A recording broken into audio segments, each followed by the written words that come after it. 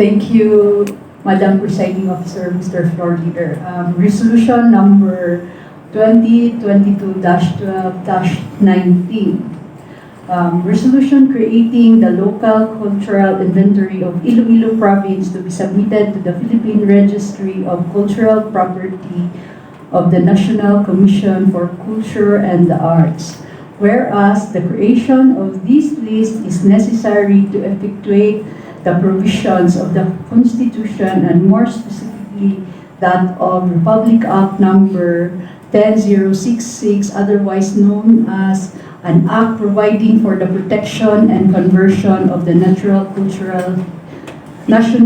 cultural heritage, strengthening the National Commission for Culture and the Arts and its affiliated cultural agencies, and for other purposes. Whereas the Office of the Governor endorsed to the honorable members of the Sangguniang Panlalawigan requesting for the creation of the local cultural inventory of Iloilo Province to be submitted to the Philippine Registry of Cultural Property of the National Commission for Culture and the Arts.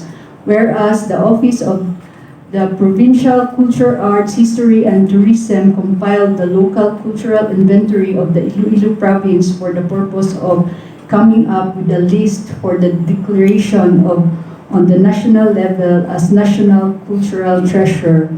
Before we move for its approval, I would like to manifest that with the recent consultation with Sir Gilbert Marin, Provincial Tourism Officer, we have agreed to change the title of the resolution to a resolution favorably endorsing the local cultural inventory of Iloilo Province to be submitted to the Philippine Registry of Cultural Property I so moved, Your of the Honor. Local Commission for Cultural and the Arts.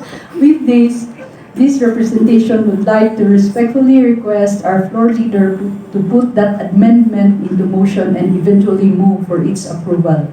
Yes, I so move, Your Honor, a resolution favorably endorsing the local cultural inventory of Iloilo Province to be submitted to the Philippine Registry of Cultural Property of the National Commission for Culture and the Arts.